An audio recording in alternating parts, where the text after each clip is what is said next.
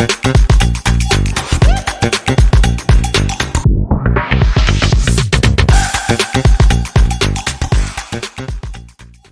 there, everyone. Hope you're doing well. Welcome back for another off-the-cuff ramble with me, FPL Mez. So my name is Mira, and I have been doing these regular FPL rambles. It's been about a month or so that I've been doing it now, and it's been a lot of fun. And, you know, I won't sort of talk too much about sort of the experience of actually doing these. However, they're not necessarily there for hardcore sort of FPL stats or anything like that. I'm not going to be doing deep sort of analysis on eye test or anything, but some of the conversation will touch on, you know, how my game week has been going, what my sort of thinking is for future game weeks, and, you know, how I'm sort of, planning on sort of, I guess like planning ahead beyond even that next game week. So I'm going to be reviewing game week 5, but also looking at game week 6 and almost beyond as well, because I think this week has definitely forced me to do some planning, because my game week hasn't necessarily gone to plan either. Actually, it feels like I don't think anyone's game week has been going to plan. I think, you know, there's a bunch of people that are on the good side, the happy side of variance, and, you know, some people who are not so on the good side of the variance as well. So yeah, it's been a complete sort of mixed bag. And that reminds me, I should probably just post up my team as well. So I'll chuck that into the chat as we're sort of talking. That way you can see, you know, the team that I'm going to be talking about as well in terms of where I'm sitting at the moment. But before I sort of before I go into my my bus team and what I'm thinking about game week 6, let me tell you a little bit about my week. So in general, I think I feel like I made sort of transfers without thinking overly hard about which captaincy pick I was going to make, or which players I was going to bring in. I kind of, you know, feel like I had game week 5 relatively worked out with the captaincy pick. So I went with Maddison as my captaincy pick, which, I don't know, wasn't sort of too much of a surprise. So actually, let me, at the same time, so as I've mentioned previously, I tend to sort of throw these onto YouTube as well. So I'm just going to pull up my screen for the sake of everyone that's going to be watching. So for my captaincy pick, I went with Maddison, and unfortunately, it didn't work out as well as I hoped. And I don't know. I think it was one of those game weeks where it could have gone either way, and the fixture itself was just really good for a Spurs captainer opportunity. So whether you had Son or whether you had Maddison, it just would have been a really good opportunity to captain one of them. So unfortunately, that's probably like the highlight of the week that must have, I don't know, I think impacted a lot of FPL managers that decided to go with a Son or a Maddison, you know, captaincy. I guess a bit of a punt pick on this occasion. I don't regret the decision though. So I got a total of 30 points this week, which isn't great. Very, very disappointed with that. I don't know what I was expecting from a points point of view. And I have to admit, I've not really been focusing on things like, I'm expecting to get X amount of points. I've not really been looking at, data or AI sort of driven tools that are available to us to have a look at what the points prediction is giving me for the entire week, or, you know, what each player is giving me. I have been sort of glancing at it to just get a bit of a perspective of it, but I've not been using that as the only way of sort of making decisions. So I think from that point of view, I was going with like a gut feel with that. So for instance, a lot of managers decided to bring in, Son and captain Son that game week as well, there was nothing wrong with that. But I think when you look at it from a proven sort of track record, I know we're only talking about a couple of game weeks, but Maddison actually had a few game weeks under his belt where he'd played really well. And so, from that point of view, I thought Maddison would have been a really good captaincy pick this game week, which unfortunately, like I mentioned, didn't really work out.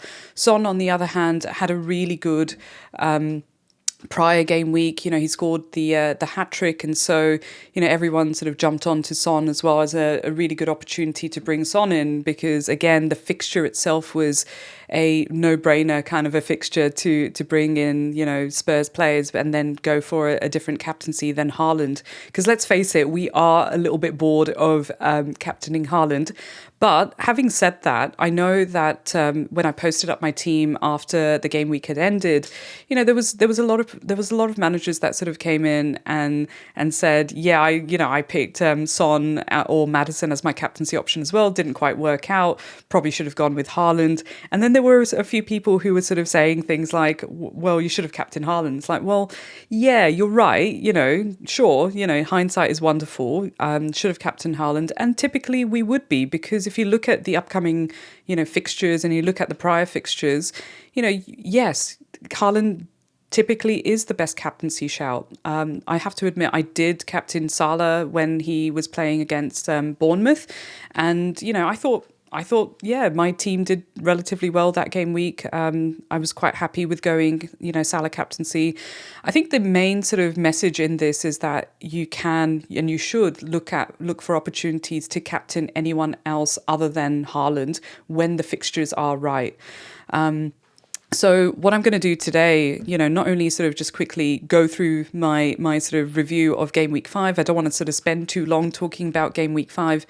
What I really want to do is, talk about, the aspects of playing FPL where you are making good decisions back to back, like back to back weeks of making good decisions and putting, enough sort of thought and analysis into your thinking and decision making process itself. And then dealing with the unfortunate sort of outcomes of some of those decision making. And so in my case, especially, I feel like I've made really good decisions in the past game week and even prior game weeks as well. But it's just a shame that I've now dropped down to about 4.4 mil, which is ridiculously low, given, how, again, I stand by the decisions that I've made as well. So yeah, it's really challenging when you look at it from that point of view. So when you have a bit of a, clusterfuck of a game week, you start to sort of question your own thoughts and feelings about, the choices that you're making. And so, I'd like to kind of just, if I put my hand on my heart, I don't think I would have picked a different captaincy option. I went with Maddison and I was quite happy to go with Maddison. And like I mentioned, I have captained other players other than Haaland before as well. So, but it's look, it comes down to your risk appetite at the end of the day. So, yeah, look, the weird thing this week though, and I think if you'd listened to my spaces, the prior week, or watch the YouTube video afterwards as well, I don't tend to get hung up on the outcome itself. I tend to sort of really focus on the decision-making process and make sure I'm putting enough sort of thought and analysis into, the choices that I'm making. But, it doesn't always work out. So, this time round, it was a really weird sensation. I didn't even feel bad about the game week. So I scored 30 points and it's got to be one of the lowest scores that I've seen. And when I was looking on FPL Twitter as well, there were a couple of people with like 31, 32 or whatever. And I was like, oh, wow, I would have killed to have like 2 or 3 extra points. And, when I think about the point swing between Haaland captaincy and Maddison captaincy as well, I think it was like plus 5 points that I would have gained if I did go with Haaland. So it just seems like captaining Haaland wasn't the only solution either. So yes, like someone mentioned, oh, you should have captained Haaland. I'm like, no shit, Sherlock. Sure, okay. But I again stand by the decision of captaining Maddison on this occasion. But look, the rest of the team, right? So when I think about the rest of my team, I had Turner in goal, and I think we knew that was going to be a disaster class, like putting Turner in goal. And it's just such a typical thing. I mean, the fixture itself would have been the ideal fixture to have Turner playing, but it is what it is from that point of view. And I'm not surprised. It's just happened so many times to me in the past as well. But I think what really wound me up is when I opened up my app in the morning, because obviously the matches were on at ridiculous o'clock over here in Australia. And I remember opening up the app in the morning and seeing Pickford with 3 points. And I was like, you've got to be fucking kidding me. how did Pickford score an extra point, then Turner? Like, what on earth happened? And so obviously, like, my Sunday morning routine of, watching some of the highlights and having some pancakes. I feel like I'm making pancakes mostly because the sugar is kind of hitting me in a different way, because I'm having a shit game week after shit game week, and it really does help to just just have some pancakes on the side. Obviously, it's the morning for me, and so yeah, I mean, who cares? Pancake it all day, every day. So yeah, I just couldn't believe what I was seeing. I decided to bench Estupinian this week, and so again, 0 points. Glad, he didn't play. I probably would have felt worse about that. But then, Chilwell being benched as well was just again, it's just so typical of FPL, right? Like when you have a player like Chilwell who's been playing, left wing and has been bombing it down. And, I hadn't really sort of focused on what Poch had been saying about Chilwell and just generally, his like defenders, bombing it up down the lines and stuff. So I hadn't really caught any of the early sort of like presses and things like that, because again, with the time difference over here, it makes it really challenging to stay across all of that information, or even sort of look out for leaks and things like that. And it just so happened, like, I was out on Saturday night, and so I had to lock in my team really, really early. I went to see the Tina Turner musical, which was fantastic. I really enjoyed that, by the way. Not really my era. I'm not that old, if that's what you're thinking. But I've got elder siblings who are like 10 and 12 years older than me. And so I grew up, listening to a lot of Tina Turner and a lot of other, rock artists and as well. And so when the opportunity came up to go and watch it, I also didn't realize that Liverpool was playing that evening. And so I was really gutted to be missing out on, watching 9:30 p.m. matches. And that's a luxury over here, to be able to watch some 9:30 matches. So look, I had a great evening, and I think by the time I was like receiving some messages, so shout out to PSB, who sort of went out of his way to send me a WhatsApp message, and Mohan as well, who sent me a WhatsApp message to say, yeah, there's no news, don't worry about it, like there's nothing really going on, nothing notable. And so I could go into the theatre over here and just enjoy the show and just forget about everything else, and I did, and it was really nice. I had a great evening. I was slightly tipsy that evening as well. So yeah, I had a really great time. But I then, because I got back really late, I don't normally, stay up to watch all the matches. And so because I got back really late, I managed to catch, I can't remember which one I watched, but I managed to catch one of the matches and thought, yeah, I'll see if I can stay up as long as I can. But I was so shattered. So yeah, left it till Sunday to watch some of the matches. But yeah, Chilwell, totally missed that. Really pissed off. Don't think he's going to be staying in my team. Walker, Walker's actually been a bit of a delight to have, and I feel a bit strange, saying this, that, as part of my sort of game week 6 planning and I guess like future game week planning as well, I am thinking about potentially taking Walker out, because if you've just seen my team that I've posted on Spaces, on Twitter, I'm still going to call it Twitter. If you've seen my team on there, you can see I've got Foden, Haaland and Walker. And so, with Alvarez going off again, I feel like that swing of sort of bringing in Jackson instead of Alvarez a couple of game weeks ago, when I rage transferred out Pedro at the time, which, hello, like, what the fuck? How is it that Pedro scored a goal? It's just so typical. I think if you've held on to Pedro, and I've got the Spaces, screen grab coming on to the YouTube feed and, video that I'm going to post later, give me a heart or a, I don't know, a thumbs up or something if you held on to Pedro, because kudos to you for holding on to Pedro that long. I feel like so many FPL managers managed to kind of ditch him a lot earlier.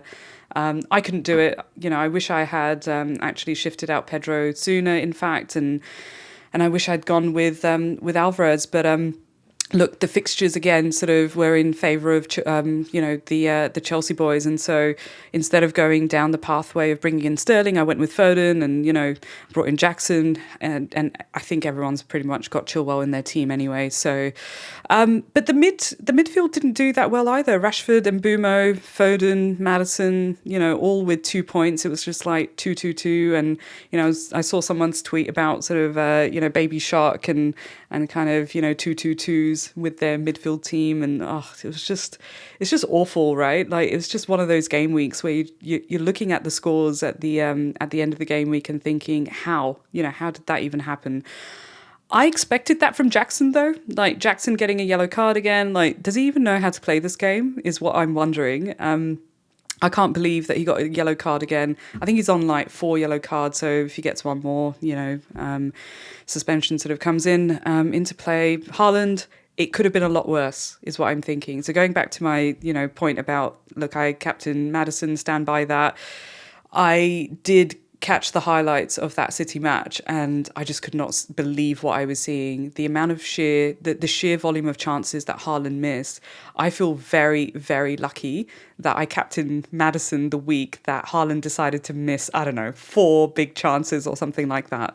So look, it wasn't great. It wasn't great. And I think, when I think about, game weeks like these where it's been pretty shit, and, it's hard not to kind of question your decision-making process. It's hard not to question, I guess like your even eye testing, right? Like, we all do eye testing, I'd like to think anyway.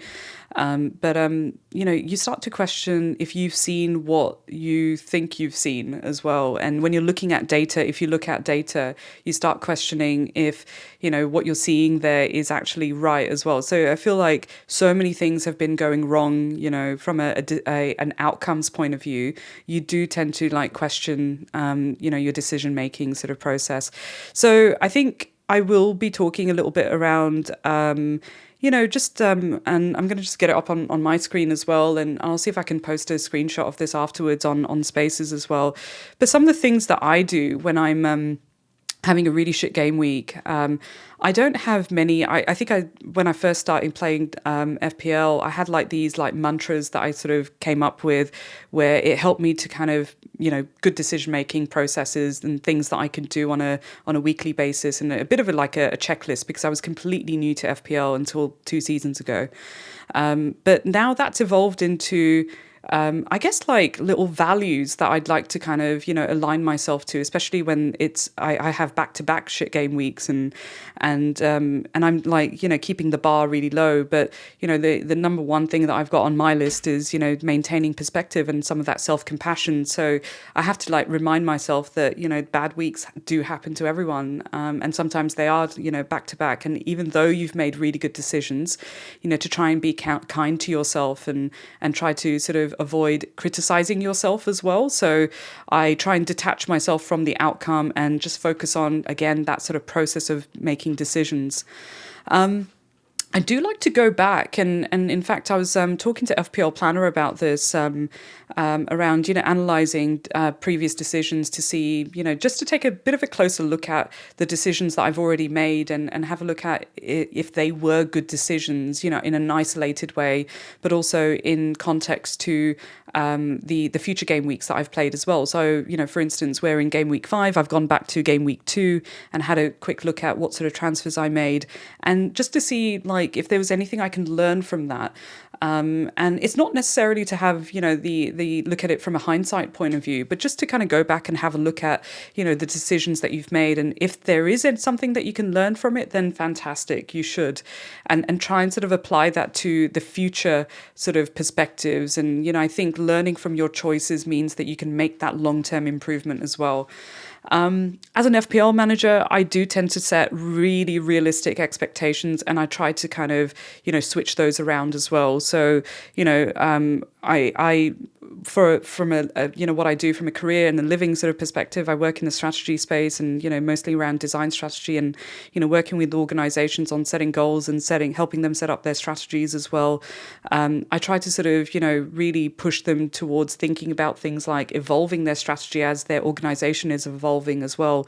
And so if your environment is evolving and things are changing, you've got to set realistic expectations accordingly as well. So, and not to forget that FPL involves a lot of luck at the same time. So try to set, realistic expectations, try to keep the bar low as well, so to avoid that disappointment. But look, if things go really well, then that's a bonus, right? Like you can then reward yourself, with that feeling. And of course you'll get that sort of adrenaline rush and endorphins sort of, gushing around through your veins because you made a really good call on a great outcome that you've managed to receive. One thing that I do on a regular basis, and sometimes I question whether I work at all or not. And, it sounds like a very privileged sort of life that I lead, but I do take a lot of time out and have holidays, not just from, FPL, but from life as well and work and just kind of being in a different environment, different surroundings. And I like to sort of immerse myself into that location wherever I am. And so, if I can, I'll take as many breaks as necessary, disconnect from Twitter especially, and just step away from playing FPL or looking at FPL, looking at teams and tinkering with the team. I mean, we've all done it a million times. If you look at your phone right now and go to your Photos app, you'll see how many screenshots you've got of all of the different possible scenarios that you're going to pick your players and how your next sort of 3 or 4 game weeks look. We all do it.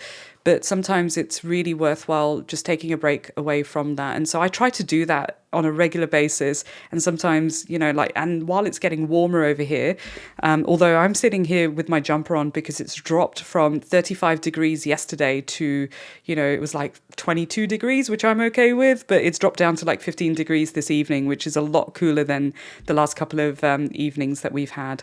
And if you don't know it already, it does get very, very cold in Australia. I think the winter is Australia's best kept secret. It does get very, very cold. And so over winter, you're looking at Sydney dropping down to 5 degrees, 10 degrees, that kind of thing. But the last couple of weeks, the last week or so, we've had a lot of fire hazard warnings because the temperature has gone up to 35 degrees. So I've been heading to the beach a lot, and it's been so nice to go on coastal walks and just chill out. And, I have to admit, when I am doing that, I am listening to different podcasts or listening to, audiobooks and things like that. And I do have a couple of FPL, podcasts I listen to on a regular basis. The funny thing is, a lot of it is banter. A lot of it is just a good conversation. It's not a detailed, if I want that, then I will go and find that. And so I've tended to sort of, pick out a couple of things and, even sort of content creators that I like to follow and just, watch their videos and just balance it out. Yelena's listening to the Spaces at the moment, and I love watching her videos, especially with Ellie, because it's such a good laugh. And there's some really good content in there that you can take away, in the moment for planning your game week or whatever it is that you're doing. But there's a really good opportunity to just switch off from the detail and the seriousness of playing fantasy Premier League. And it's supposed to be fun. It's a game. And so I think sometimes we sort of, forget that as well. Anyway, my last point in terms of the how I'm coping with bad outcomes is around focus on the enjoyment side of it and just that positive reinforcement. And so this is where I focus my attention from, winning in sort of, each game week by game week, but enjoying the matches, watching the games and just, just focusing on the games that I'm watching and actually reward yourself for making good decisions as well.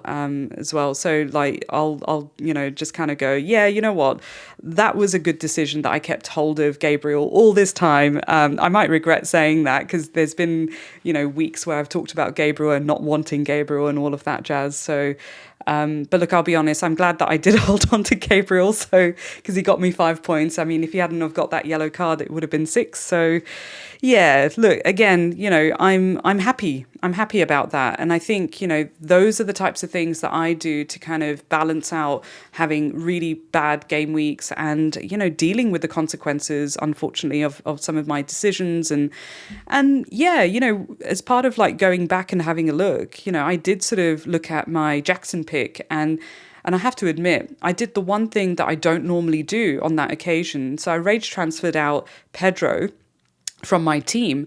And it was probably the most earliest transfer that I've made in a really, really long time. And when I say early, the game week hadn't even ended and it was a Sunday and I decided to take Pedro out of my team and bring in Jackson.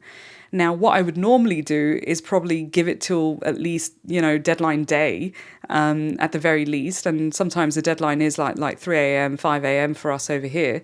But I try to sort of, take it up to the deadline to make a decision, because I've then been able to step away from the emotions of, how my team is playing and then make a decision based on, like my less heightened emotions and more balanced emotions. And, it's the saying about, never make any big decisions when you're very happy or very sad. And so, look, I wouldn't say that I was very sad, but I was pretty pissed off with how things were going with Pedro and my team. So anyway, those are the 5-ish or so things that I do on a regular basis to just keep a balanced mind.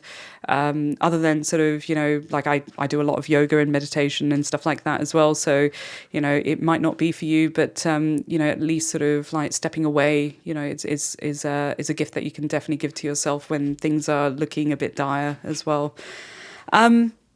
I'm going to shift my focus a little bit onto, talking about my future transfer plans. And so what I have been doing is I jumped onto Plan FPL this time round because I've noticed that a lot of FPL managers at the moment are thinking about wildcarding.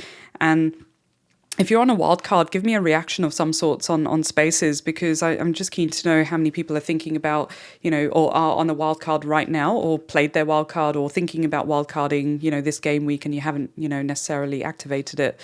But while I was doing that, I was starting to think about like what, not just beyond game week sort of 8, 9. I think again, if I look at the board behind me, international breaks between 8 and 9.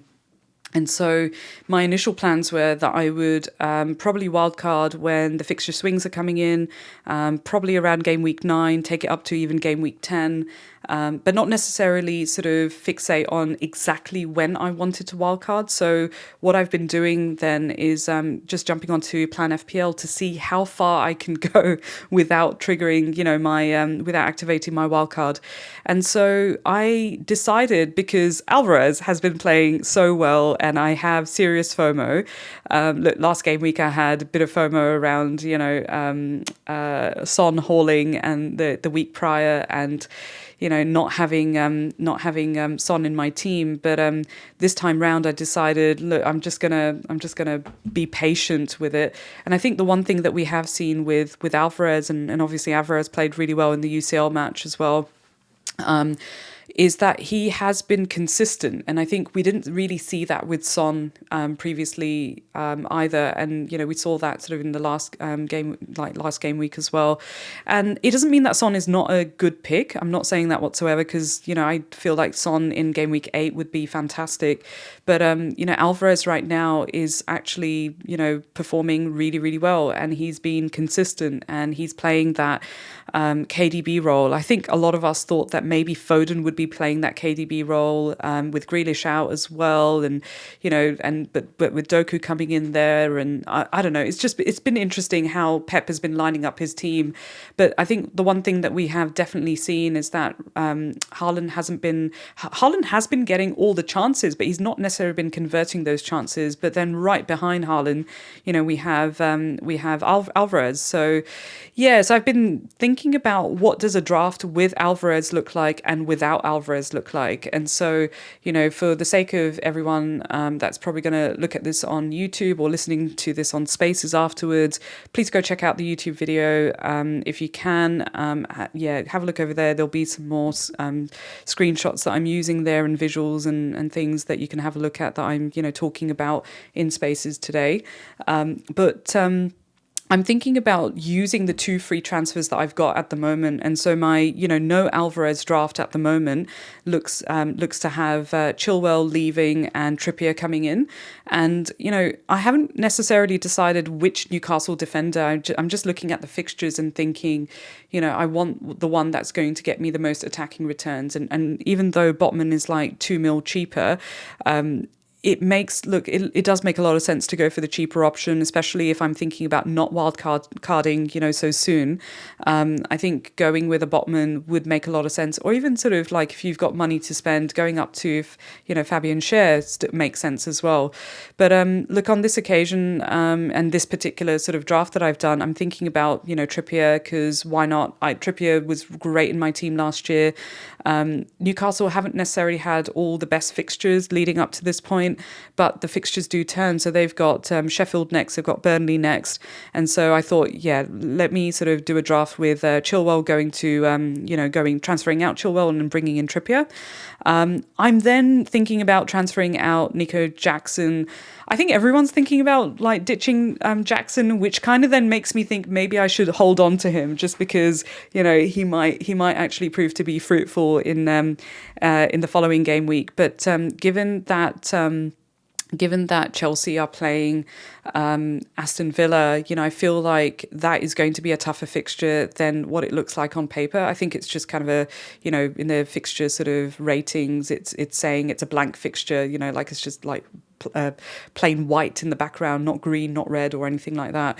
So I think from that point of view, it's actually going to be a harder fixture because Villa are on form and they're playing really, really well. And, the defence is really not that bad. I mean, they are conceding chances, of course, but, their defence in general is not as bad. And especially because Chelsea is not converting the attacking sort of opportunities that they're creating. Like all the goal scoring opportunities that Jackson has had, he's not been able to convert. And so, when I look at it from that point of view, I just don't feel confident about having Jackson in my team, just like everyone else that has Jackson in their team as well. I know some people that transfer Jackson out, last game week or the game week prior.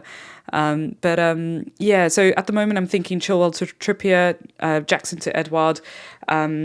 The other side of that is actually because I'd be very tempted to bring in Alvarez, and like many others, I don't want to necessarily rip up my team to bring in Alvarez either. And so it just so happens that I have got Walker in the team, but I really like having Walker in the team because right now he's a huge differential for me. And so if, City can manage to keep clean sheets, he's definitely going to be bagging that sort of 6-pointer, but also we've seen Walker bombing it down and just creating so many opportunities. And, I just feel like an assist in him is definitely coming. I think he had an opportunity to score a goal as well. So, I feel really bittersweet about taking out, Walker. And so if I took out Walker, I'd be bringing in Botman in this case, not necessarily Trippier. And you'll see why or understand why when I sort of go through the next game weeks. But Jackson would then go to Alvarez. So at the moment, because I've got 3 Man City players, I have to remove Walker from the team. So for game week 6, I feel like, I'd be lining up relatively okay. I'll only be using 2 free transfers. I'm okay with that. If I look at game week 7, and of course this is the double game week that we've got for Luton and Burnley, and I have to be honest, I'm not super excited about bringing in any of the double game weekers, and I think largely because I have got sort of, a bit of a bias there from a couple of seasons ago, but also last season as well, where I've sort of brought in double game weekers. They've just not performed very well either. And so, those of us that sort of had Dennis and King and Yes, I did that, and I got the red. My I think it was Dennis who got the red card. It was very unfortunate, but it was very, very frustrating as well to be, to have a team like that, and then, on paper everything looking really good, and I was just thinking about I guess like the appearance points, right? But sometimes that doesn't work out either, and I'm a firm believer of you've got to be in it to win it mentality as well, and so in this scenario, I'm thinking to myself, well, if I don't sort of put myself in a position to sort of bag some of those appearance points and opportunities, then I'm definitely not going to get it. But I don't feel good about it at the moment. So I have got an option to take out Mubama and bring in Morris is probably the only move that I would potentially make for game week 7. But it does sort of then leave a 5.5 forward, or 5.6 he might be now, I'm not sure, in my team that I may not want to have. And I don't want to sort of fixate on playing a wild card so soon either. So at the moment, I'm thinking I will just roll that transfer.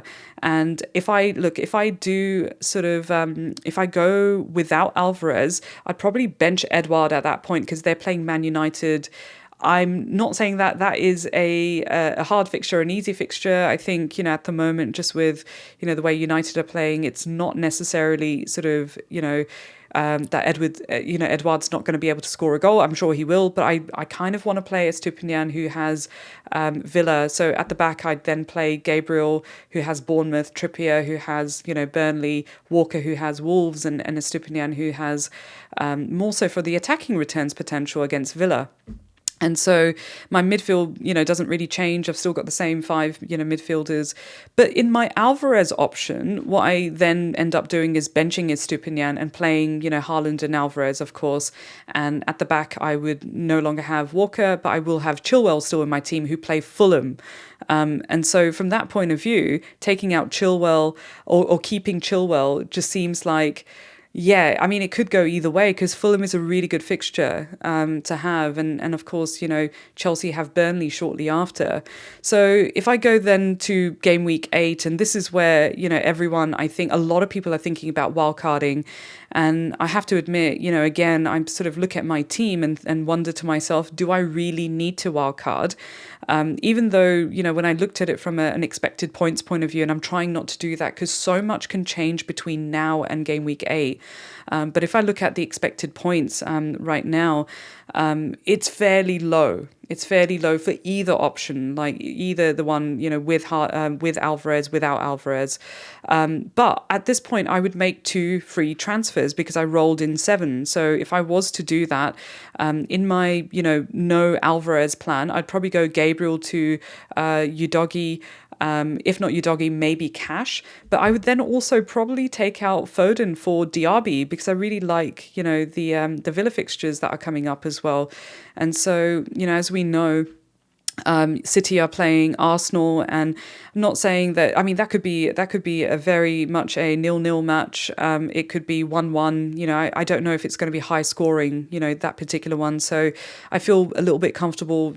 Taking out a Foden in my no Alvarez team and bringing in a Diaby. Now, if I look at my Alvarez team, though, I'd still go Foden to Diaby, and I would probably still go Gabriel to Cash or Udogie. So I would still make the same transfers in that same scenario. I would play Edouard, though, in the no Alvarez draft that I have because, Palace is playing Forest.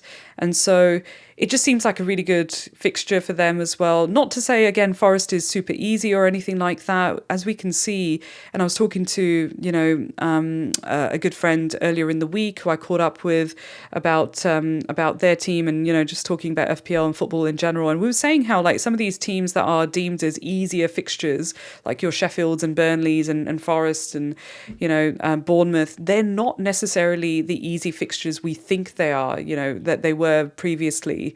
They're not so easy. And so, you're getting Sheffield. I mean, we saw what happened with Spurs in the last game week. It wasn't until really in the last sort of, 8 minutes, 10 minutes, I could just imagine how Sheffield supporters were feeling, with having 12 minutes come up on how much extra time they were getting. So, yes, I think we need to start considering some of these fixtures as slightly tougher fixtures than what they seem like on paper. And the sooner we do that, the better, I reckon, because I think, we're going into some of these fixtures thinking, yeah, everything's looking great, and my team is going to do wonders. But Edouard, on the other hand, might not be the best option to have. But then the alternative for game week 8 is having Alvarez in the team, and and they're playing Arsenal, so. Yeah, hard to say. If I then, think about game week 9, and so noting we're going to have international break between that period as well. So, game week 8 and game week 9, we've got, 2 weeks between then. A lot of things can happen. In both of my drafts, from where I am at the moment, I can actually, just use one free transfer and go Rashford to Salah.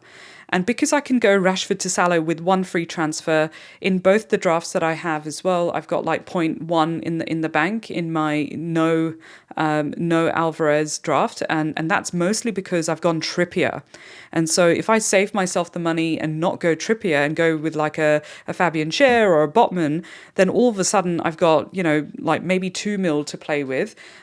So, it is really tight. And obviously there's going to be lots of price rises, and falls during that time as well. So I'm a little bit conscious, like, if I go Rashford to Salah, I may or may not have enough money because people are jumping on Salah, even now. And he's still 12.5 mil. But as soon as Salah hits like 12.6 and Rashford drops again or something like that, then I'm going to be priced out of that one. So I think whether I go Trippier or go with a different Newcastle defender or cheaper defender this week is really going to be pivotal, because by the time I get to game week 9, I'm either going to be able to go Rashford to Salah or not.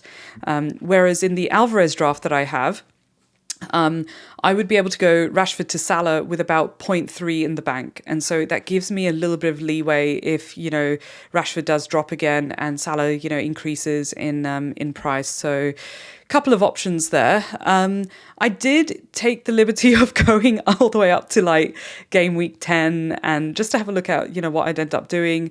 In my Alvarez draft, actually, I didn't go too far. But in my, no Alvarez draft, I thought, let me just have a look at what some of my options are. So I was actually teasing the idea of going Maddison to Bowen because, by game week 10, West Ham have a bit of a fixture swing as well, and they've got Everton, Brentford, and Forest, shortly after.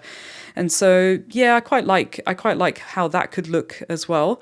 And then, even as far as like game week 11, so at this point, I'd be thinking potentially about removing Mbumo from my team. And so if I do that, so Brentford are actually playing West Ham. And if I do that, then I'd probably bring in a Brighton midfielder. And that's something that we're probably not thinking about if we're not wildcarding at the moment, that we're going to want Brighton midfielders back in our teams or even forwards, right? And so I've actually not made any changes to my forward line from the first few decisions that I'm making for game week 6 all the way up to game week 11 at the moment is where my thinking is going. But my midfield's now looking like, Salah, Diaby, Saka, Bowen, Mitoma with Edouard and Haaland up front. And the reason why I've still got Edouard in the team is because by game week 11, Palace are playing Burnley and then Everton and then Luton. So actually, I'm quite keen to maybe go down the no Alvarez pathway and maybe reconsider picking Trippier or not picking Trippier. I think that's probably going to be the biggest decision for me from that point of view. So look, I didn't go further than that. I think, going further than game week, even game week 9 feels like it's too far ahead and so much can happen in between that time as well. So I don't want to sort of go too far because, at the moment, some of those transfers that I've just mentioned and that you'll, see up on the screen if you do end up watching the YouTube video, as well, you'll see that the fixtures, I'm relatively happy with them at the moment. I don't really have this strong desire to wildcard just yet. I think I can get away with not wildcarding until, much after game week 10, 11, in fact. And just the fact that I'm just using free transfers is enough for me to just stick it out for the time being. So, look, that's basically what I'm thinking at the moment. When I was like looking around on Twitter shortly after I'd sort of done a bit of planning, and I saw that the FPL boys had posted a tweet about wildcards and what like to show the wildcard teams basically that they you have different FPL managers have then posted their wildcard drafts as well. As I start looking at them, I'm realizing more and more that I actually have a lot of the players. I mean, there's some variations of the players that that we have, and I'm trying also not to look at the picks that I'm bringing into my team in isolation, because you've got to think about the team as a whole and how they're playing as a team as well. So, I'm sort of looking at some of these wildcard drafts and thinking, actually, I'm not that far away from those. And so, I very quickly scrapped my plan to wildcard, basically. So where I am at the moment is I'm heading towards the avenue of not bringing in Alvarez and going down the Edouard and a Newcastle defender pathway. And I feel quite comfortable with that as well. So, for the time being, I might regret that deeply. Again, it's one of those things where when I think about Alvarez, I think, consistent, really good player, playing really well. And I wish I'd gone on to him, a couple of game weeks ago. And so I do feel like I've missed the boat on Alvarez a little bit. And not to say that he won't play well or anything like that. We're talking about City. City can rip through any team, so I'm not so concerned about that, but it's the very fact that I've got Walker in the team and Foden in the team already, and I feel like I'm making slightly sideways sort of moves, which I probably should have made 3 game weeks ago or so. And so if I'd gone on to it a little bit earlier, then I'd be a much happier FPL manager, I'm sure. But also, I probably would have been thinking about dead ending, and then wildcarding and looking at my team from that point of view, which is typically how I've played in the previous seasons that I've been playing FPL. So, so there you go, there you have it. That's basically what I'm thinking at the moment. No Alvarez in my team. I might feel differently about it when deadline sort of comes around as well. But I'm feeling good about that decision. And again, going back to the points that I made earlier about, the decision-making process, these are the types of things that I end up doing. I use, planning tools if I can. I'm sort of, scribbling in my FPL sort of planning book that I've got as well. And just, Post-it notes that you'll probably seen on my YouTube channel and my videos as well. I do use a lot of Post-it notes all over the place, and I'll leave little clues for myself because sometimes I can't make out what the hell, I meant with some of the Post-it notes that I've written. That's just generally how I do my planning. So, having sort of gone back and looked at my team and the decisions that I've made, I'm happy with the decisions that I've made. I really do feel like that's the only thing that I can do. Just keep making good decisions, stand by those decisions, not get too attached to the outcome because I can't control that outcome. I've just rattled off, a whole bunch of transfers, to you guys, and thank you again for, being there and listening and making suggestions along the way and giving some advice along the way as well. I really do appreciate it. That's how I've been playing FPL, and I've really been enjoying it. And so, thank you again. I'm just going to have a look at if there's any messages in the chat. So if you do have any messages you want to pop in there, as I've mentioned previously, these are very much one-way conversations at the moment. I have been doing some having some guests on here as well. It's been lovely to have some of those conversations with some of you around just coming on and having a bit of a chit chat about the game week, about life, about any other things that are going on in between as well, and some of the decisions that you're thinking about making for your team. Would love to do more of that. So if you're interested in sort of jumping on and having a bit of a chit chat, let me know. Just send me a message. My DMs are open. Just drop me a message. Happy to have a chat. But so FPL Gamer, you've got a message here around, I'm seriously thinking about wildcarding, not trusting United, and there are other things I need to fix. Yup. Yes, and yes. Yeah, but you know what? I don't mind United in my like having Rashford in my team, for instance, at the moment. I'm not crazy about having him in my team. I think if I had an option to go back and decide which United midfielder to have, I probably would have gone with Rashford this time and not necessarily, sorry, Bruno instead of Rashford. But I went down, picking Rashford instead. So, but look, I'm okay with that. I'm not sort of, too wedded to keeping hold of Rashford for too long, as you know. Like I'll probably be taking him out for Salah eventually. Mel, I'm thinking about wildcarding, not ideal week, but defence is a mess. Chilwell, Pickford, etc., and Jackson, Sterling issues. You know what? Like just for a moment, let's looking back at that Chelsea game, Sterling actually played all right. So Sterling was, I think, the only player that played relatively well, and so. I think if you're thinking about ditching some of your Chelsea players, I would say hold on to Sterling. He was the only one that sort of was doing anything, like creating chances and even going for goal as well. So yeah, I would probably hold on to Sterling, and maybe think about the Jackson Chilwell sort of stuff. And I don't tend to make goalkeeper transfers, but I have been thinking about it as well. Like I think in the team that I'd sort of rattled off earlier about some of the transfers I'm thinking about, and if you look at the I'll probably timestamp this video actually, so that way you can go back and look at the transfers that I'm thinking about. Because this spaces and video is going to end up being a lot longer than I often sort of hope that they will be. I always sort of set out thinking, oh, it's only going to be like a 20-minute conversation, half an hour max or something, and here I am hitting almost sort of 50 minutes or so. But I'll try and do some timestamps. That way you can go back and have a look at, the, I think I did change my goalkeeper along the way to Areola. And so that's one of the transfer plans I'm thinking about later on down the line. But yeah, I don't like making goalkeeper transfers early. I wouldn't mind Alisson actually, because I don't know which Liverpool defender I'd want to go for if I don't wildcard so soon, like a lot of people are thinking. So yeah, I wouldn't mind sort of Alisson in the team. Just something I've been thinking about.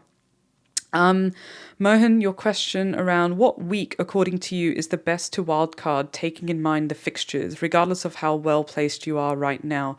I actually quite like the look of wildcarding in game week 8. And I'm pretty sure you're thinking maybe similar. I'm not sure if you said game week 8 or game week 9 for yourself, but I think game week 8 because it's a really really tough fixtures that we have during that game week, unfortunately. So if I have a quick look at what game week 8 is looking like from a fixtures point of view.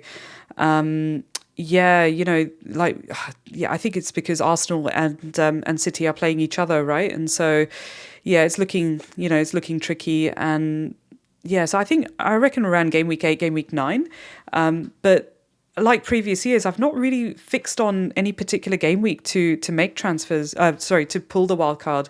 So I don't know. It's a tough one. But if I had to pick, I'd probably say either game week 8, 9, 10, depending on how you're placed in your team, based on some of the fixtures. And so, for instance, if there are managers out there that have 3 Arsenal players, 3 City players, do you want 6 players that are playing each other and it could end up being 0-0? I don't think it will be, but yeah, it's possible, right? I'm just looking if there's anything else. Prices are changing so fast this season. If we delay it, it can easily price us out from the wildcard we want. Salah, Newcastle, Aston Villa, West Ham, 100%. And that's exactly why, when I was looking at my team in Plan FPL, I realised that, by the time I get to the Rashford to Salah move in game week 9 for the beautiful, fixtures that Liverpool then start to have from game week 9, I may only have like 0.1 or 0.3 in the bank, which is seriously not realistic with what will end up happening in that time. So I think, you can do all the planning and still be priced out, from that perspective. So I think this is where, by doing so, I've now realized that maybe I can't go Trippier this game week, because that extra 2 mil will make a huge difference with what moves I can make. So even though I'm talking about, game week 6 to game week 9 and a little bit beyond that I talked about, by having that extra 2 mil in the bank means that if things do change, or if players do get injured during that time, or whatever, anything is possible, right? It's FPL. And so from that point of view, I'd rather have a couple of options available to me. So the more money that I have in the bank is better. So 100% agree. Yeah, could easily get priced out. Not ideal, of course, but yeah, could definitely happen. I'm just seeing if there's any other messages or questions. And I think I feel like I've probably covered most of them that came through. Actually, there's one more here from OBD Miles. So what do you think about Odegaard? I have him in UCL Fantasy. Do you think he will perform better this game week in FPL? I have no idea. I think if anyone had the magic 8 ball to kind of, know how some of these players are going to perform, oh gosh, wouldn't that be amazing? It's really hard to say, because I think like Odegaard often sort of, he does take the chances that are created for him, or, he's creating them himself. So yeah, I think I would hold Odegaard though. Like, I think he's one of those players. I mean, I don't know who else you have in your team. I've got Saka, and I'm quite happy to hold Saka for a little while. So I think from that point of view, if you only have Odegaard, then I would hold him. But yeah, it's hard to say. Yeah, sorry I can't help you with that one. I think that's pretty much it from a conversational point of view. Again, like I mentioned, a lot longer than what I expected it to be. Thank you so much for joining today. I've been experimenting a little bit with the time. I don't think that there's been a perfect time or anything like that. Obviously, for me, it's after work and evening, and I've had enough time to kind of settle off for the rest of the evening and day, and just kind of chill out a little bit. And I've had a bit of a busy week, so I have been working a little bit late into the evening, which isn't ideal. But I think like 8 p.m. slot, between 8 p.m. and 9 p.m. over here, which is about 11 a.m. to 12 p.m. in the UK, works really well for me. And I can then immediately post this video up onto my YouTube channel as well, so you can see the visuals as well. So thank you again. And look, if you haven't checked out my YouTube channel, please do. It'll be wonderful to kind of see you on there as well. Like I said, you can see the visuals and all of that. I just love doing the Spaces version as well, because it's an entirely different audience. But if you do fancy looking at the visuals as well, please do check that out. I'll try and sort of timestamp this one, just because we covered a fair bit this time round than previous, game weeks as well. So thank you again. And hope you have a great game week. Let me know what you're thinking in terms of, if you're going to go with Alvarez, not going with Alvarez, or if you have Alvarez, based on the team that I've shared with you. If you have any advice for me, please bring it on. Give me feedback. Give me any advice that you have. I really do appreciate it. So at the moment, like I mentioned, I'm leaning towards no Alvarez in the team.